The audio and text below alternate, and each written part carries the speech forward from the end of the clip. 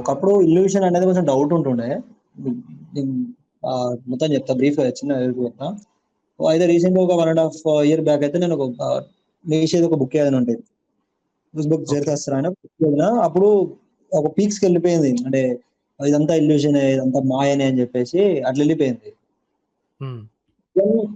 నాకు ఆ తర్వాత ఒకప్పుడు మహాప్రస్థానం చదివింది గుర్తుంది. మధ్యలో ఒకసారి చూద్దామట్లా చూస్తే డైరెక్ట్ అందులోనే ఇట్లా ఓపెన్ చేసిన అక్కడ మిథ్యావాది అని ఒక కవిత వచ్చింది. ఓకే. శ్రీశ్రీ ఒక క్వెషన్ ఇస్తాడు. హ్మ్. మిథ్య అంటావా? నువ్వు ఇది మిథ్య అంటావా? జమీందారు రోల్స్ కారు మిథ్య అంటావా? అని చెప్పేసి ఒక క్వెషన్ ఎత్తాడు. హుహు. స్ట్రాంగ్‌లీ శ్రీశ్రీ హేతువాదంతోటనా లేకపోతే ఇంకేదైనా ఎట్లైనా అని కూడా క్వెషన్ చేస్తుండు. ఒక బిలీఫ్‌ని మాయ అనే దాన్ని క్వెషన్ చేస్తుండు. హ్మ్. ఎకనామికల్ క్వెషన్ చేసినా కూడా అది రిలేటివ్ అయితది కదా మనకిక్కడ. క్వెషన్ చేశామనుకో. సో, ఇప్పుడు అసలు రియాలిటీ ఏంటిది? లైక్ ఇల్యూషన్ ఏంటిది? మనకి మైండ్ ఉంది గదా! మైండ్ యాక్చువల్లీ ఒక కన్‌స్ట్రక్షన్ తయారు చేయడానికి చాలా ఉపయోగపడుద్దండి. ఇమాజినేషన్ మైండ్‌లో చాలా ఇమాజినేషన్ ఉంటది గదా! So, we can create another world of our own and we can live in that. బయట మనకి ఏంటి ప్రకృతి ఏదైతే ఉందో, okay. There are so many ways to measure it అన్నమాట. ఓకే. మనకున్న 5 సెన్సెస్ బాడీకున్న 5 సెన్సెస్ కాకుండా అంటే 5 సెన్సెస్ అని చెప్తారు గానీ, మనుషులకే ఆల్‌మోస్ట్ 21 డిఫరెంట్ సెన్సెస్ ఉన్నాయని ఎక్స్‌పెక్టేషన్ అన్నమాట. చిన్న చిన్న వాటిని గూడా సెన్స్‌గా జేస్తారు. అది ఓకే. కాక మనం మనుషులు మోసపోతామేమోనని చెప్పి చాలా మిషన్‌లున్నాయి.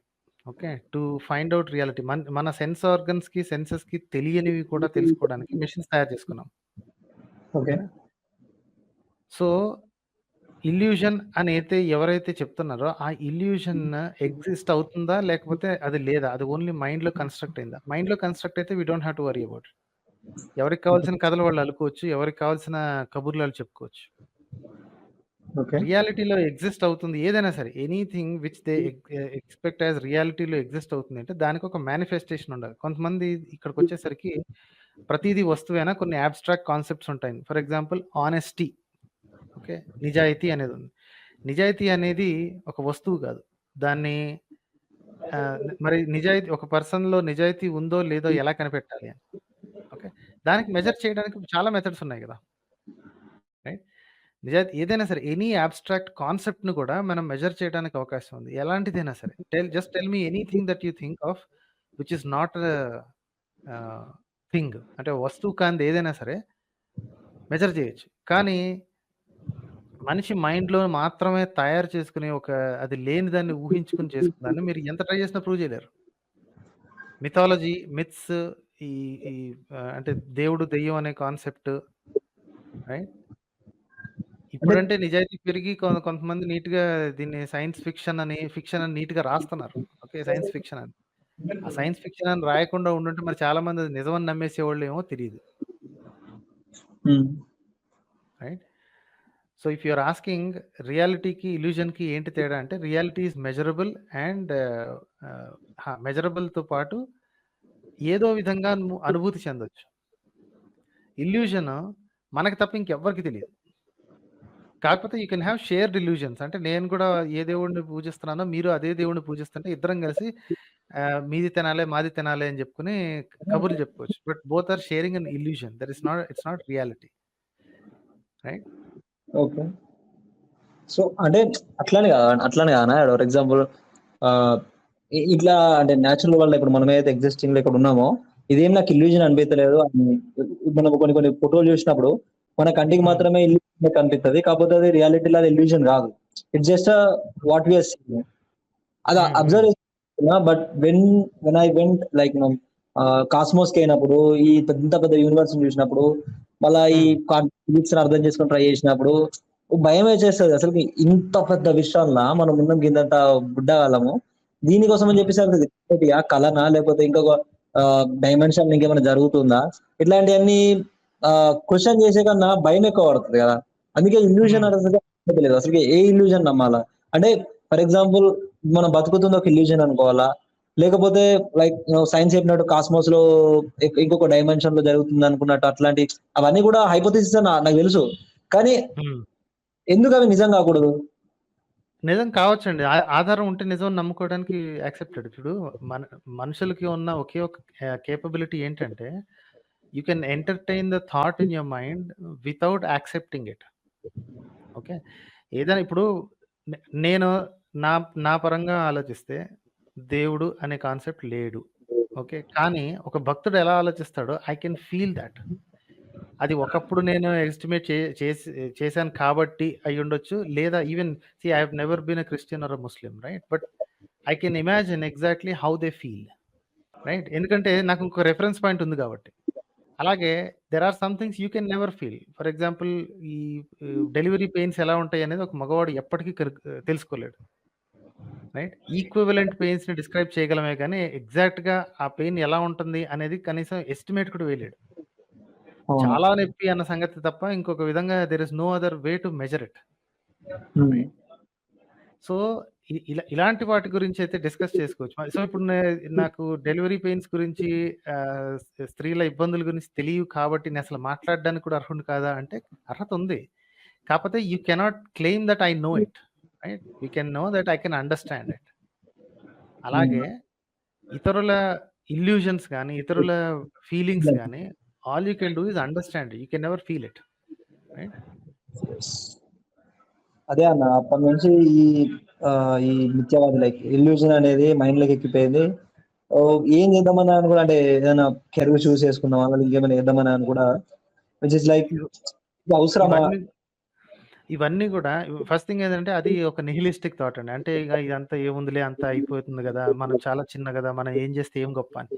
అది నిహిలిస్టిక్ థాట్ అండి. అది దానికి ఐ డోంట్ హ్యావ్ దాని పేరేంటి, I'm not very big fan of it. ఎందుకంటే అది మనుషుల్ని వైరాగ్యం సైడ్కి తీసుకెళ్తుంది. వైరాగ్యం is a useless concept when you are in your youth. Okay. అంతా అయిపోయిన తర్వాత ఇంకొన్నాళ్ళకి చచ్చిపోతాం అని తెలిసి 60స్‌కో 70స్‌కో 80స్‌కో మీరు వైరాగ్యంలో చెందారు అంటే పెద్ద you're not contributing a lot. But I shouldn't say that ప్రతి ఒక్కళ్ళు contributing to the society. But you can think about వైరాగ్యం అనేది ఎప్పుడో 70స్‌లోనో 80స్‌లోనో మీ వయసు అంత అయిన తర్వాత అప్పుడు ఏముందిలే నేను ఏం చేస్తే ఏముందిలే అని అనుకోవచ్చు. యూత్‌లో ఉన్న వాళ్ళు వైరాగ్యం చెందితే ఎలాగండి? అట్లనే కదన్న. ఇప్పుడు మనం ఇప్పుడు నీషే బుక్ అది చదివినప్పుడు ద స్పోక్స్ చదివినప్పుడు నీషే కూడా అంటే నిహిలిజాన్ని ఫస్ట్ చెప్పి నిహిలిజాన్ని వ్యతిరేకంగా సూపర్ మ్యాన్ సూపర్ విమెన్ అని చెప్పేసి అడ్డమైన కథలని చెప్తాడు. అది పాయింట్ ఏంటంటే ఇవన్నీ ఈ థాట్స్ ఏవైతే ఉన్నాయో ఇవన్నీ పార్డన్ మీ సేయింగ్ దిస్ కడుపు నిండిన వ్యవహారం అండి. కడుపు నిండిన వ్యవహారం అంటే అంత సమకూరుతున్నప్పుడు ఇట్లాంటి ఆలోచనలు వస్తుంటాయి అనమాట, రైట్? అంటే మనకి లైఫ్లో పెద్దగా ఇబ్బందులు ఏం లేవు. ఇప్పుడు ఇఫ్ మనకి నెక్స్ట్ మంత్ ఎలాగా అన్న భయం ఉంటే you'll not think about this illusion అండి. నెక్స్ట్ మంత్కి ఎలాగా అంటే జాబ్ ఎలా సంపాదించుకోవాలి, డబ్బులు ఎట్లా సంపాదించాలి, వ్యాపారం చేయాలా, ఏం చేయాలి, right? You'll think at the ground level. ఇవన్నీ తీరిపోయిన తర్వాత అప్పుడు ఇట్లాంటి ఆలోచనలు ఉంటాయన్నమాట. ఇదంతా వేస్ట్ కదా, this is too big thing for me, I'm very small in this universe అన్న ఆలోచన. ఇవన్నీ కడుపు నిండిన వ్యవహారం. థింక్ చేయకూడదని నేను అనట్లేదు, right? But that is not grounds for ఈ వైరాగ్య దశ. ఈ నిహిలిస్టిక్ థాట్లు కానీ అంతా ఏముందిలే డిఫీటిస్టిక్ థాట్ కానీ ఇవన్నిటికి that's not ground for that, right? Illusion దారి ఇల్యూజన్దే, మన రియాలిటీ దారి రియాలిటీదే. మీరు శుభ్రంగా టాయిలెట్ మీద కూర్చున్నప్పుడు మీకు హాఫ్ అన్ అవర్ టైం ఉంటుంది. అందరు ప్రశాంతంగా కూర్చుని నిహిలిస్టిక్ థాట్ని చాలాసేపు ఎంటర్టైన్ చేసుకోండి. ఈ ప్రపంచం అంతా ఇంతే వైరాగ్యమైన ఆలోచనలన్నీ అరగంట కూర్చోండి. ఆ తర్వాత బయటకు వచ్చిన ప్రపంచం ఉంటుంది. ఆ ప్రపంచంలో మనకు కావాల్సిన పనులు ఉంటాయి, మనం చేయాల్సిన పనులు ఉంటాయి. సో మనకు కొన్ని బాధ్యతలు ఉంటాయి, హక్కులు ఉంటాయి, వాటన్నిటిని చేసుకుంటూ పోవటం అంతే. ఇవన్నీ రియల్ లైఫ్ చేస్తున్నా. కాకపోతే అంటే అట్లా కాదు, నేను మొత్తానికి ఆ నిహిలిస్ట్ థాట్ ని బయటకు రాలేకపోతున్నా. అంటే దాదాపు ఒక 1 month అనుకుంటాను. మొత్తం ఒక నిహిలిస్ట్ థాట్స్ తోటి నిండిపోయింది మైండ్ మొత్తం. అసలుకి ఇదంతా ఇల్యూజనే, అసలు ఇదంతా వేస్ట్, ఇదంతా ప్రపంచం అంతా వేస్ట్ అని. అంటే even though I finish book, but ఇప్పటికి కూడా నాకు ఆ తర్వాత స్టెప్ ఏదైతే ఉందో అది అసలు నచ్చదు. ఈ సూపర్ హ్యూమన్స్ కావచ్చు లేకపోతే అది నాకు అసలు నచ్చదు. అట్లని చెప్పి నిహిలిస్ట్ ఈ ఆలోచనలు కూడా అస్సలు నచ్చాయి. కానీ బయటకు రాలేకపోతున్నా. అది మధ్యలో మైండ్ లోకి వచ్చి ప్రెషర్ చేస్తుంది. ఏం లేదు. అది ఎందుకు జరుగుతుందంటే ప్రస్తుతానికి మీకు అన్నీ తీరుతున్నాయి. ఒకసారి జాబ్ పోవటమో లేకపోతే ఏదన్నా ఒక స్ట్రెస్ పని వచ్చింది అనుకోండి, టక్కున నిహిలిజమో గుట్ట ఇక్కడ పని ఉంది, పని చేసుకోవాలని చెప్పి బయలుదేరుతాం. లేదా నా జాబ్ బంద్ చేసిన అందుకే నచ్చకనే. ఒక స్టెబిలిటీ ఏర్పడతలేదు మైండ్ లో. కష్టం అంటే ఆలోచిస్తున్నారు అంతా వేస్ట్ అంటే ఈ నిజం కావచ్చు, లేకపోతే ఇవన్నీ కూడా ఈ ఐడియాలజీస్ ఇవన్నీ కూడా only set for society not for individual అని చెప్పేసి అనుకుంటున్నా కానీ కూడా ఎట్ ద టైం వచ్చినప్పుడు నన్ను నేను కంట్రోల్ చేసుకోలేకపోతున్నా. మైండ్ అనేది నా మాట వింటలేదు. అది నాకు కొంచెం డిస్కంఫర్టబుల్ ఉంది. బట్ ఐఎమ్ షూర్ దట్ నేను ఖచ్చితంగా బయటకు వస్తా. అలానే బయటకు వచ్చిన, కాకపోతే కొంచెం కొంచెం అది ఇంకా మిగిలిపోయింది. అది మీద అదే. రంగేసినట్టు మిగిలిపోయింది అంతే. అదే కొంచెం డౌట్ ఉందండి. ఇల్యూజన్స్ ఇవన్నీ ఏంటి, అసలు ఎందుకు ఇట్లా ఎత్తురు అంటే మీరు చూసుకుంటే ఈ మతం దేవుళ్ళు వీళ్ళంతా చెప్పేటోళ్ళు కూడా ఏం చెప్తారు అంటే ఇదంతా ఈ జగమంతా మాయ, ఇదంతా మిథ్య, నువ్వు ఇక్కడ ఉంది కేవలం దేవుని మొక్కేందుకే, పుట్టి చచ్చిపోయేందుకే, అంతే, అంతకు మించి ఏం లేదు. ఆయన అడ్డమైన మాటలు చెప్తారు. అయి చేతగానోళ్ళు అలా చేస్తే దేశాన్ని ఇలా చేశారండి. అలా సన్నాసి మాటలు, దిక్కుమాలిన కబుర్లన్నీ చెప్పి దేశాన్ని అట్లా చెడగొట్టారాళ్ళు. కష్టపడి బట్ పని చేయాలి, దేశాన్ని నిర్మించాలి. మనం ఏంటి ఎవరు మనల్ని కొట్టడానికి మన వే ఆఫ్ లైఫ్‌ని డిఫీట్ చేయకుండా ఉండాలని అందరూ కష్టపడదాం అనేది కాకుండా ఇట్లాంటి సొల్లి వేదాంతం, మెట్ట వేదాంతం చెప్పి జనాల్ని చేతగానోళ్ళలా తయారు చేశారు. అంటే మీరు చెప్పినట్టు యాక్సెప్ట్ చేస్తాను. I'm not any religioustic and I'm similarly near to atheist, అంటే దగ్గరికి నియర్ టు. హ్మ్. అంటే ఇప్పుడు నేను రైట్. దేవుడా లేడా అని చెప్పేసి నేను నిరూపించలేనప్పుడు అనవసరంగా దాని గురించి మాట్లాడుకో టైం వేస్ట్ అని చెప్పి నేను నమ్ముకుంటా. కాకపోతే మాట్లాడతా, అవును. అవతల మాత్రం ఖచ్చితంగా చేస్తా, ఉన్నాడా లేడా అన్నప్పుడు. హ్మ్. కాకపోతే పర్సనల్ వ్యూ ఏంటంటే ఉన్నాడా లేడంటే నేను నిరూపించలేనప్పుడు నమ్మినా నమ్మకపోయినా దాంతో టైం వేస్ట్ అని నేను నమ్మేస్తాను. సో అంతే. Religious thoughts are always not mean to me. But if you compare to the present situation, ఇప్పుడు ఇక్కడున్న డెవలప్మెంట్ కి సైన్స్ ఎంత కారణమో డిస్ట్రక్షన్ కూడా సైన్స్ అంతే కారణం అవుతుంది. అది యూసేజ్ కదండీ! ఇప్పుడు వాళ్ళ దగ్గరకొచ్చేసరికి శాస్త్రీయత తప్పవ్వచ్చు, శాస్త్రానిది తప్పు కాదు అని అంటారు. అది ఇతరులకు ఎందుకు అప్లై చేయరో నాకర్థం కాదు.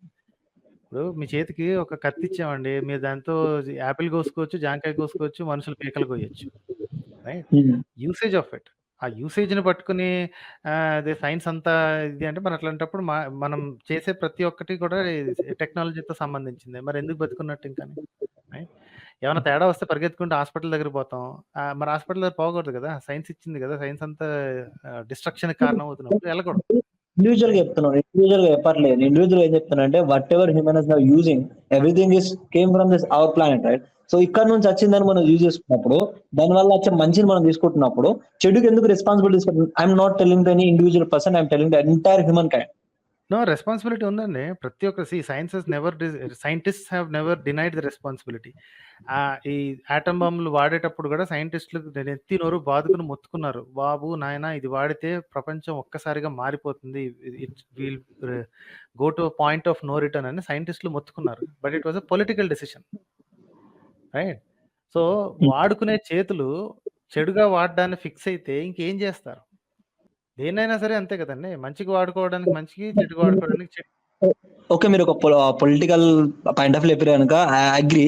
కాకపోతే ఇప్పుడు if compare to the individual person, నేను ఒక ఇండివిజువల్ పర్సన్ కనుక I'm belongs to society. So నేను ఒక్కొని అక్కడ ఉన్న దాన్ని ఆలోచించుకొని నేను ఊరికే కూర్చుంటే the entire society will not accept me, right? So అప్పుడు వాళ్ళు తీసుకున్న డిసిషన్ కూడా దాని యొక్క ఇంప్లికేషన్స్ అని నా మీద ఉంటాయి కదా. అదే కదండీ! అప్పుడేం చేయాలంటే సొసైటీని మంచి వైపు మార్చడానికి ట్రై చేయాలి. వీళ్ళు దట్ ఈస్ ద మారేటట్లు డెమోక్రసీ పార్ట్ కదా! అది మారేటప్పటికి ప్రపంచాలు మారిపోతుంటాయి. అదే కదా! సో, ఇప్పుడు మీరు మార్చడానికి ట్రై చేస్తే కనీసం ఇంకొన్ని తరాలకైనా సరే మారతారేమో జనాలు.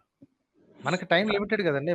మీకు ఒక 1000 ఏళ్ళు టైమ్ ఇచ్చారనుకోండి. అందరికి 1000 ఏళ్ళు టైమ్ ఉంటాయి. అందరూ అదే టైం తీసుకుంటారు మరి అంటే మారడానికి. మీకు ఇప్పుడు మీరు ఎప్పుడన్నా అరిస్టాటిల్ రాసిన రిపబ్లిక్ బుక్ ఎప్పుడైనా చదువుంటే మీకు అర్థమవుతా అన్న ఈ 3 టైప్స్ ఆఫ్ పొలిటికల్ అంటే ఈ అధికారం 3 రకాలుగా ఎట్లా సంపాదించుకోవచ్చు అని చెప్పేసి ఇట్లానే నియంతృత్వం అని, ప్రజాస్వామ్యం అని, తర్వాత ఇంకొక రకం చెప్తాడు. అందులో హ్మ్. ప్రజాస్వామ్యం గురించి చదివినప్పుడు నాకేమనిపించింది అంటే ప్రజాస్వామ్యం అంతా బోగస్ అనిపించింది. ఎందుకంటే for example if you compare now in our India situation చూసుకుంటే లేదు. ఒక నాకది అర్థమైంది. I even read that. Democracy is the worst form of system unless you try others. Okay. Hmm. ఇది పర్ఫెక్ట్ అని ఎవ్వడు అనట్లేదండి. కాకపోతే ఉన్న వాటన్నిటిలోకెల్లా ఇదొక్కటే పర్ఫెక్ట్. మిగతావి నేను కూడా వరస్ట్ ఆఫ్ ది వరస్ట్. నేను కూడా అదే ఒప్పుకున్నా. మిగతావన్నీ worst of the worst. Democracy is better then previous exactly. One. So, but అడల్ట్స్‌కి ఉన్న చాయిసెస్ ఇలాగే ఉంటాయండి. చిన్న పిల్లలకి ఇచ్చినట్టు ఏంటి కాకరకాయ కూర తింటావా? ముద్దపప్పు అన్నం తింటావా? అని ఇంత నీట్‌గా డిస్టింక్షన్ ఇచ్చి ఉండదండి. ఓకే. సో, అంత ఈజీగా డిస్టింక్షన్ అన్నది ఇచ్చేసుంటే అందరూ ముద్దపప్పు అన్నమో లేకపోతే వాళ్ళకి నచ్చిన ఫుడ్డో తీసుకుంటారు. రైట్. స్వీట్ తింటావా? పులుపు తింటావా? అంటే ఫస్ట్ స్వీట్ తింటా అంటారు పిల్లలు. మనుషులకి అంటే అడల్ట్స్‌కొచ్చేసరికి రియల్ లైఫ్‌లో, రియాలిటీలో చాయిస్ ఎప్పుడు అంత క్లీన్‌గా, నీట్‌గా ఉండదండి. ఓకే. పొలిటికల్ సిస్టమ్స్ గాని, పొలిటీషియన్స్ గాని ఎప్పుడు క్లీన్‌గా ఉండదు. ఓకే. ఓకే. ఒకడు 100,00,00,000 ఆహ్, స్కామ్ చేసినోడుంటే, ఇంకోడు 30,00,00,000 స్కామ్ చేసినోడుంటాడు. Scam common. ఓకే. వీళ్ళల్లో మీకెవరు బెటర్ అంటే 30,00,00,000 తీసుకున్నోడు బెటర్ అనిపిస్తది. అవునా కదా! ఎందుకంటే కామన్ పాయింట్లు ఇది. వాడు తప్పుడు మాటలు అనేవాడు, వీడు తప్పుడు మాటలు అనేవాడు. వాడు స్కామ్ చేసాడు, వీడు స్కామ్ చేసాడు. వాడు కూడా బంధుప్రీతి చూపించుకుని సొంతోళ్ళకి ఉద్యోగాలు, కాంట్రాక్ట్‌లు ఇచ్చాడు. వీడు అదే పని చేసాడు. సో, ఇప్పుడు నష్టం ఎంత తక్కువ ఉంటే అంత బెటర్ అనుకున్నప్పుడు, అందులో ఎంత తక్కువ చేసాడో అది చూడాలి. రైట్. అంతేగాని సేమ్ థింగ్ అనమాట. ఈ గవర్నమెంట్ సిస్టమ్స్‌లో కూడా మీరు చెప్పినట్టు అన్నీ వరస్ట్. అందులో కాస్తలో కాస్త బెటర్ ఇదన్నప్పుడు ఇక దీన్ని తిట్టుకుని దండగ. You just have to finally accept that okay, democracy is the worst form of government if you compare with others. మనకి ఎందుకంటే బెటర్ ఫార్మ్ లేదు కాబట్టి కళ్ళు మూసుకొని దాన్ని ప్రస్తుతానికి యాక్సెప్ట్ చేయాలి. లేదా అంతకంటే బెటర్ ఫార్మాట్ ఏమైనా ఉందా అని వెతకాలి. ట్రై చేయాలి. అందరిని కూర్చోబెట్టి డిస్కషన్ చేయాలి. 2 రకాల డెమోక్రసీస్ ఉన్నాయి ప్రపంచంలో. 2 3 4 రకాలు ఉన్నాయి గానీ but overall there is parliamentary system and presidential system. Right. Representational అని నాకు పర్ఫెక్ట్‌గా వర్డ్స్‌తో సెంటెన్స్‌తో ఎగ్జాక్ట్‌గా తెలీదు గానీ there are couple of types of democracy. Democracy కూడా ఓట్లేసి గెలవటం అనేది కాదు. They have different levels of democracy also. Okay. State level నుంచి అన్ని రకాలవి. ఆ సిస్టమ్స్‌ని చూడాలి. ఎనీవే మనం టాపిక్ నుంచి చాలా డీవియేట్ అయిపోయాం గానీ ఓకే థాంక్స్ అన్న. అలాట్. థాంక్స్ అన్న. కాకపోతే ఇంకో డౌట్ ఒక సజెషన్ ఏందంటే, మీరు ఖాళీ ఉన్నప్పుడు లేదా మన చిత్రం మీద ఏసినట్టు ఒక వీడియో ఏంటంటే సైన్స్ గురించి అంటే లైక్ అంటే విశ్వం ఎట్లా వచ్చింది? ఆ తర్వాత అంటే ఆటమ్స్ ఏంటి? అంటే మీరు ఎక్స్‌ప్లెయిన్ చేసుడు కాదు. దాని సోర్సెస్ ఎక్కడి నుంచి చదువుకోవాలా? ఎట్లా చదవాలా? అసలు కెమిస్ట్రీ ఎట్లా అర్థం చేసుకోవాలా? ఫిజిక్స్ ఎట్లా అర్థం చేసుకోవాలా? ఫర్ ఎగ్జాంపుల్ ఒక వీడియో చూసిన ఒక ఇచ్చిన కొడుకు వాడు ఏం చేసిండంటే వర్షం నీళ్ళ తడిస్తే జలుబేస్తది. ఎందుకంటే వర్షపు నీళ్ళలో ఆల్కహాల్ అనేది ఎక్కువ ఉంటదంట. ఆ ఎదవకి అర్థం కాని అసలు పీహెచ్ తెలియదు, దానికి ఆల్కహాల్ తెలియదు, యాసిడ్స్ తెలియదు. ఆడు చెప్తే దానికి మిలియన్ వ్యూస్ ప్లస్ దానికి లైక్స్ మళ్ళా.